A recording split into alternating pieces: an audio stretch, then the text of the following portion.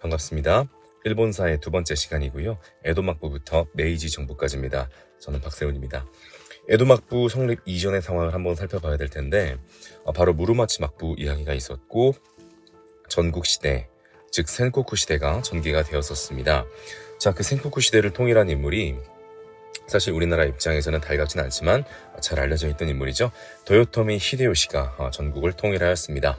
그게 1590년이었죠. 그리고 나서 직후인 1592년 조선을 침략했습니다. 이게 임진왜란이고요. 요 정도 내용으로만 알아두면 될 것 같고, 그 도요토미 히데요시가 사망하고 나서 도쿠가와 이에야스라는 자가 에도에 막부를 설치하게 됩니다. 그게 바로 일본의 마지막 막부, 에도 막부가 되겠습니다. 이때 에도는 현재 일본의 수도인 도쿄가 되겠죠. 자, 기본적으로 에도 막부는 기존의 가마쿠라나 무로마치에 비해서는 출제가 잘 되는데요. 내용 요소가 더 많기 때문입니다. 자, 일단 기본적인 출제 요소 중에 첫 번째, 에도 막부의 정치 체제입니다. 막번 체제라고도 부르는데 최고의 실권자인 쇼군이 중앙과 직할지를 지배하죠. 그리고 지방의 다이묘들, 대영주격 되는 무사들이라고 봐야겠죠. 자, 이들은 번이라고 불리는 이런 영지를 지배하고 있습니다. 자, 그래서 막부와 지방의 번, 그래서 막번 체제가 형성이 된 건데, 자, 이 상황 속에서 쇼군 입장에서는 그 지방의 다이묘들에 대한 통제, 이게 굉장히 중요하겠죠. 정권 유지를 위해서. 자, 그래서 이 다이묘들을 통제하기 위해서 산킨 고타이제라는 걸 실시를 하게 됩니다. 간단히 말하면 충성 확인도 해야겠고, 그다음 가족을 볼모로 잡으면서 다이묘들을 견제하는 거죠. 그리고 경제적으로 이 다이묘들을 이렇게 좀 지출시키게끔 해서 통제를 하는 건데, 조금 더 넓은 테두리에서 이 산킨 코타이를 바라보면 이제 무가 제법도라는 것이 제정이 됩니다. 이제 그 안에 이제 산킨 코타이 제도라는 게 들어가 있는데요. 이 제도에 따르면 다이묘의 가족이 에도에 인질로 머물러야 했고요. 다이묘는 1년 주기로 자신의 영지와 에도에서 생활을 했어야 됩니다. 그래서 한 번씩 이렇게 에도로 가게 될 때 그 행렬의 규모가 만들어질 텐데, 다이묘들의 세력 크기에 따라서 행렬의 규모도 굉장히 좀 세력 규모에 따라 다르겠지만 많게는 수백 명에 이르기도 했다라는 거죠. 자, 이 행렬을 이끌고 에도랑 영지를 왕복하는 데 들어가는 경비나 에도나 그 영지에서 드는 이중생활, 이런 생활비 때문에 재정이 굉장히 약화가 돼가지고 힘을 많이 잃어갔다고 하는 거죠. 자, 이런 통치가 있었고요. 자, 그 다음에 기본적으로 에도 막부 때는 철저하게 이제 병사와 이제 그 농민들을 분리하게 됩니다. 그래서 이제 병농 분리라고 하죠.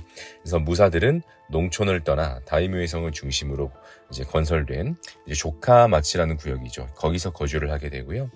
상인이나 수공업자는 무사의 군사 및 일상생활 수요 충족을 위해서 이 조카마치에 모여 살면서 이 존인층이 형성이 되게 됩니다. 다음으로 또 혹시 좀 언급될 수 있는 개념이 하나 있는데요. 바로 이제 주인장이라는 겁니다. 또는 슈인장이라고도 하는데, 에도 막부 초기에 상인들이 동남아시아로 이제 진출을 하게 됩니다. 이때 막부에서는 이걸 무작정 막은 게 아니라 이게 무역 허가증, 이제 붉은 도장을 찍었다 해서 주인장이라는 걸 발급해 줍니다.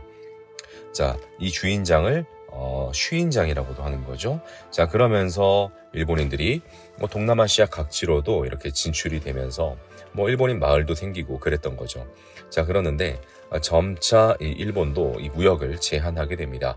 바로 크리스트교가 들여오는 것에 대해서는 마찬가지로 이제 경계를 했습니다. 우리나라도 그랬죠. 자, 이것을 이제 우리가 쇄국 정책이라고 부르는데, 크리스트교는 금지하고 사무역을 통제하면서 유럽 상인들의 왕래를 제한시킵니다. 자, 그러면 여기에서 하지만 인정을 유일하게 받은 그런 상인들이 있었는데, 이게 굉장히 출제가 많이 되죠. 바로 네덜란드였습니다. 네덜란드인들에게는 나가사키의 인공섬, 부채꼴 모양의 인공섬 데지마라는 걸 조성을 해서 그곳에서 무역을 할 수 있도록 허용을 해줍니다. 그리고 중국 상인들, 청나라겠죠. 그들과도 교역을 했었는데요. 원래는 일본에 네덜란드보다 먼저 이렇게 들어왔던 사람들은요, 바로 포르투갈인들이었습니다. 그들은 일본과 나가사키항에서 이렇게 무역을 했었는데 점차 막부가 크리스트교를 금교를 하고 강력하게 탄압을 하면서 휴인선 무역 이런 것들도 전면 중지가 되고 선교 문제 때문에 포르투갈 상인들도 무역 금지령이 내려지게 된 거죠. 자, 그러면서 약간의 마찰 끝에 포르투갈이 이렇게 물러나게 되었다면 네덜란드가 그 틈에 진출을 하게 되는 거죠. 1641년 네덜란드인들이 대신 대지마로 와서 거기에서 이제 네덜란드 상인에게만 무역을 허용하게 줍니다. 그러니까 이제 그들은 종교 문제를 앞세우지 않았다라는 거죠. 에도막부 입장에서도 어떤 유럽의 이제 존재들을 통해서라도 정보나 문물을 전해받을 필요가 있었기 때문에 이렇게 형성이 된 거죠. 자, 그래서 지금 에도막부 내용을 어느 정도 정리를 했는데 다시 한번 정리해보면 첫 번째, 도쿠가와 이에야스와 도쿄, 에도죠. 그리고 상킹코타이 정말 출제가 잘 되고요. 기본적으로 쇄국 정책. 하지만 네덜란드인들은 나가사키야에서의 무역을 허용했다. 다음입니다. 에도막부 시대의 경제, 사회 이런 것들은요. 기본적으로 상공업이 많이 발달하게 됩니다. 이때 동아시아 전반적으로 그랬고요. 도시도 발달합니다. 그러면서 이 상인이나 수공업자들이 그들의 어떤 자금력을 바탕으로 많이 성장하게 됩니다. 이들을 가리켜 우리는 조닌이라고 부르는 거죠. 자, 에도막부의 어떤 사회적 특징, 무사, 농민, 수공업자, 상인 이런 식으로 신분을 엄격히 구분합니다. 자, 에도 시대의 문화입니다. 외래 문화를 이렇게 받아들이는 것, 이것은 어땠을까? 이미 우리가 공부를 했듯이 쇄국 정책을 통해서 크리스트교를 금지하고 대무역을 통제했다. 자, 하지만 네덜란드를 통해서 서구 문물을 받아들였다라는 거죠. 자, 나가사키에서 네덜란드를 통해서 어떤 서양의 의학이나 천문학이나 서양 문물 이런 것들이 받아들여지는데 이런 학문을 우리가 뭐라고 하느냐? 난학이라고 합니다. 또는 일본어로 란카쿠라고 하는 거죠. 그래서 어학, 의학, 지리학, 천문학 다양한 서양 학문을 수양할 수 있었고요. 더불어서 가장 대표적인 예시라고 한다면 바로 해부서, 해체신서 이런 것들이 간행됐다. 상징적인 그런 이제 간행이 되겠습니다. 그 다음 조닌 문화입니다. 이들은 자신의 경제력을 바탕으로 여가 시간에 이제 활발하게 이제 즐길 수 있는 것들을 만들어낸 거죠. 자, 그래서 가부키, 우키요에 그리고 블라쿠 이런 것들이 유행했다고 하는데요. 이 가부키 같은 경우는 음악, 무용 이런 것들이 어우러진 일본의 전통 연극이라고 보시면 되겠고, 우키요에 같은 경우는 아마 오며 가며 어쩌다 한번 이렇게 보신 분들이 많을 것 같습니다.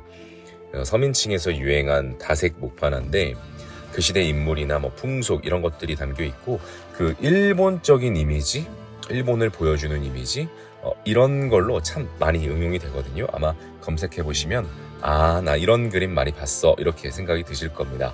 더구나 흥미로운 점은 이런 일본의 이런 우키요에가 특히 고흐가 대표적이죠. 유럽 인상파 화가에게도 어떤 영감을 주어서 유럽에서 자포니즘, 그러니까 일본풍 취향 이런 걸 뜻하는데 자포니즘이라는 용어가 생길 정도였다고도 합니다. 자, 더불어서 성리학은 관학으로 중시가 되기는 했지만 양명학도 성행했다고 하고요. 특히 이제 국학 이런 것들도 18세기 후반에 발생해서 유행했습니다. 고대사 연구 이런 것들을 통해서 유교나 불교 등 외래 사상에 물들지 않은 그 고대 일본의 정신으로 돌아가자 이런 운동이 되겠고요. 이렇게 해서 지금 일단은 에도 막부의 전반적인 내용 이렇게 정리를 했습니다. 그래서 정치사 그리고 이제 사회 경제인데 아직 에도 막부가 사라진 게 아닙니다. 자, 왜 그렇다? 일본의 근현대사로 넘어가야 하기 때문이죠. 일단 개항이 되는 거죠. 1840년대로부터 5, 6, 7 그다음 우리나라 같은 경우 이제 70년대죠. 동아시아 이제 각국이 개항을 하게 됩니다. 근데 그때의 개항이라는 것이 대체로 평등하지 좀 못한 그런 상황이었고 엄밀히 말하면 개항을 좀 당했다라고 봐도 될 정도인데 이때는 일본도 마찬가지인 상황이었습니다. 자, 일단 포인트는요. 아직도 우리는 에도 막부 시기를 읽고 있다. 이거를 포인트로 삼아야 합니다. 뭐 개항도 되고 변화도 됐다라고 해서 뭔가 새로운 정부 이렇게 생각을 하시면 안 되는 거죠. 많은 분들께서 뭐 개항하고 새로운 문물 들어오고 뭐 이런 거면은 무조건 메이지 유신이다 뭐 이렇게 보는 분들이 있는데 그렇지 않다. 그래서 가장 많이 나오는 문학 유형이 바로 에도 막부 말기하고 메이지 초기 이거를 좀 구분하게 하는 거 이런 것들이 굉장히 많이 나온다는 거죠. 이런 것들은 좀 구분할 필요가 있겠습니다. 자, 현재 그러면 에도 막부 상황은 어떨까요? 서양과의 통상 요구는 거부하고요. 네덜란드와 나가사키를 통해서 이 제한적인 무역만 허용하고 있는 거지. 자, 그런데 뭐 1840년대가 되면 우리가 중국사에서 이미 읽었듯이 아편 전쟁에서 청나라가 이미 패배했다는 소식도 전해질 테고 난징 조약 체결됐죠. 자, 그로부터 10여 년 정도가 지나니까 일본에도 열강의 함대가 도착하게 됩니다. 자, 결국 이 미국의 무력에 일본이 개항을 하게 됐고 뭐 외국 상품들도 막 들어오게 되죠. 그러면서 국내적으로는 물가가 상승하고 일본의 경제 위기가 닥칩니다. 그러다 보니까 기존에 주류에 들어오지 못했던 하급 무사들이나 그 다음에 지금 이 생활에 부담을 지고 있는 민중들이 이 불만이 높아지면서 일부 다이묘나 무사들은 이 상황을 이용해서 외세를 배척하자라는 논리를 내세우면서 그 외세에 무능하게 이제 무력하게 무너진 막부를 비판하고 나아가서 타도하자 이런 움직임이 나오게 되는 거죠. 자, 당장 이루어진 건 아닙니다. 자, 이렇게 지금 좀 가볍게 넓은 스토리로 한번 말씀을 드렸거든요. 다시 디테일한 스토리로 들어가 드릴게요. 먼저 개항입니다. 미국이 왔습니다. 페리 제독이 군함을 이끌고 무력으로 일본의 개항을 강요하죠. 자, 결국 1854년 미국과 일본이 화친 조약을 체결하게 된다. 우리는 다시 읽어봐야겠죠? 미일 화친 조약입니다. 자, 이 미일 화친 조약에서 핵심 조항은 바로 최혜국 대우를 인정을 해줬다라는 거고요.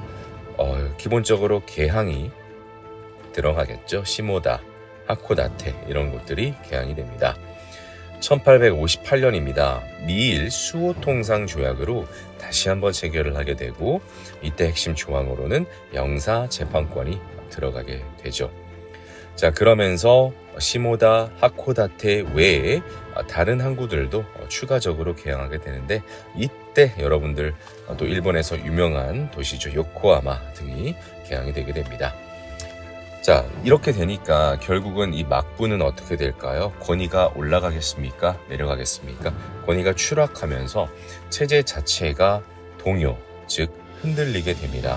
자, 그러자 이 막부에 대해서 결국엔 타도 운동이 일어났고, 자, 결국에는 그 막부가 실제 타도가 되었다. 이 사건을 우리가 넓게 메이지 유신으로 보시면 되겠습니다. 그래서 1868년 메이지 유신, 일본사에서 한 문제가 나온다면 메이지 유신에서 나올 확률이 가장 높겠죠. 자, 그러면 기존에 막부에 대해서 불만을 가지고 있던 세력들이 막부 타도 운동을 했다. 그래서 결국엔 메이지 천황을 이제 정점으로 둔 메이지 정부가 수립이 된 거죠. 즉 일본에서 천황 중심의 정치가 이제 회복이 되는 거죠. 아주 오랜 기간 막부 체제고 쇼군 중심이었는데 이제는 바뀌게 된 겁니다. 자, 그래서 이 메이지 유신을 우리가 좁은 의미 그리고 넓은 의미 이렇게 말할 수가 있겠는데, 좁은 의미로는 이렇게 막부 타도 운동이 성공을 한 거죠. 그래서 천황을 중심으로 메이지 정부가 수립된 이런 사건, 이렇게 좀 좁게 그 당시 상황을 보면 될 것 같은데, 조금 넓은 의미로 보자면 그런 걸 바탕으로 천황 중심의 이제 중앙 집권을 바탕으로 적극적인 서구화 정책, 그를 통한 부국강병, 이런 일련의 개혁이 몇 년간 이어졌다. 이렇게 보시면 넓은 의미의 메이지 유신이 되겠습니다. 다시 한번 정리하면 중앙 집권을 바탕으로 부국강병을 이룩하고 서양 문물 수용을 통한 문명 개화, 이런 것들을 추구했다는 거죠. 자, 정치 분야에서는 에도의 이름을 오늘날처럼 도쿄로 고쳐서 수도로 삼고, 자, 지방을 다시 한번 정비하면서 기존의 다이묘들이 다스리던 번을 폐지합니다. 그럼 폐번이 되고요. 직접 관할하는 현을 설치합니다. 그것은 치현이 됩니다. 그래서 합치면 폐번 치현이라는 조치를 내리게 되고요. 자, 더불어서 여러 가지 근대적인 토지 세금 제도 확립, 상공업, 근대적 공장 설립 등을 추구했습니다. 자, 그리고 신분제를 개혁해서 이제는 평등 3인 평등의 신분제를 추구를 했고요. 무사들이 칼 착용을 금지한다 할지, 봉건적 특권을 폐지한다 할지 이런 모습들이 나타났습니다. 교육 분야에서는 서양식 교육제도와 의무 교육을 도입하고자 했고 유학생을 각지에 파견합니다. 가장 잘 나오는 게 마지막이네요. 1871년부터 1873년까지 이와쿠라 사절단을 파견하게 되는데요. 자, 이 사절단의 목표는 기본적으로 그동안에 이 일본이 다른 열강과 체결했던 여러 불평등한 조항들 이런 것들을 좀 재협상하기 위해서 이와쿠라 도모미라는 사람을 대표로 해서 파견한 거거든요. 자, 그런데 이들이 원래의 목적이었던 조약 재협상 이런 거에는 실패합니다. 하지만 그 과정 속에서 유럽 각국의 모습들을 견문을 하고 이들이 또 일본 근대화의 주축이 되기 때문에 근대화 정책에 큰 기여를 했다. 이렇게 보시면 되겠네요. 더불어서 징병제, 그다음 신도가 국교가 되고요. 우편제도 실시, 그다음에 도쿄부터 요코하마까지 철도가 부설되는 등 다양한 개혁이 이루어진 것. 이것이 메이지 유신이다. 자, 그럼 그 다음에는 어떤 일들이 있었을까? 사실은 이제 현대사로 가가지고 만주사변부터 제2차 세계대전까지 일본이 계속해서 나오는 내용들은 더 있습니다만 보통 그냥 일본 단독의 역사로서 출제가 된다고 할 때는 제가 지금 읽어드릴 내용이 거의 마지막으로 나오죠. 바로 자유민권운동입니다.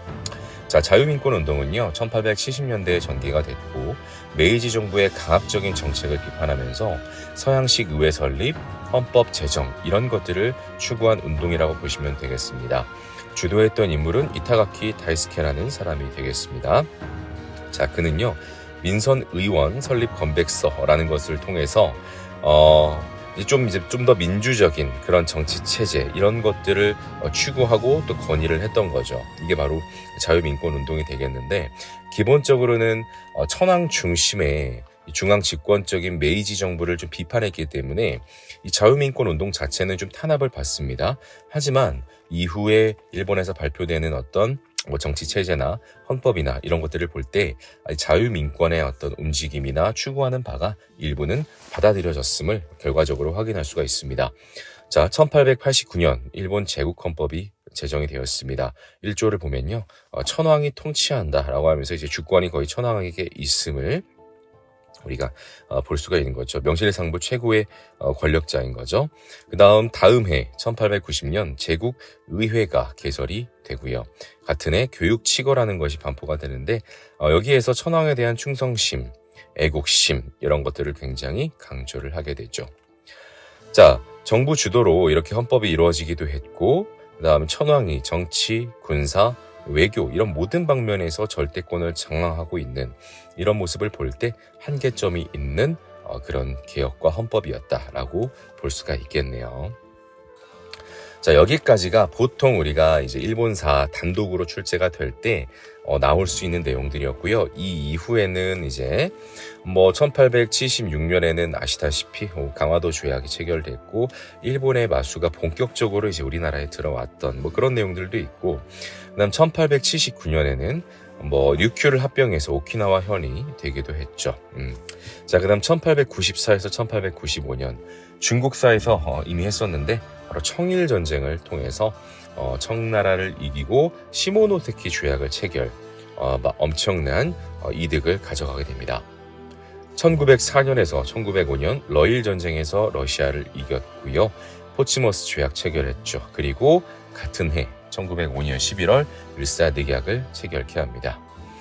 자, 그리고 1910년 대한제국을 병합했고 이 이후에도 계속해서 침략적인 모습을 보였죠. 자, 그러다가 1931년 만주사변으로 이제 만주를 들어갔고 32년 만주국 수립이 되었습니다. 33년 국제연맹을 탈퇴했고 37년 중일 전쟁을 도발합니다. 난징 대학살이라는 끔찍한 만행을 저지르기도 했고요. 결국엔 2차 세계대전을 일으킨 전범국이 되었습니다. 자, 그러다가 결국에는 1945년 8월 원자폭탄을 맞은 이후 패망을 하게 되었다. 이렇게 정리를 하면 우리가 수험 세계사에서 다뤄지는 일본사의 내용을 여기까지 우리가 볼 수 있는 것이죠. 자, 여기까지 들어주셔서 감사하고요. 다음 클립에서는 인도사의 내용들, 주요 내용들을 함께 한번 읽어보도록 하겠습니다. 자, 여기까지 들어주신 여러분들 진심으로 감사드립니다.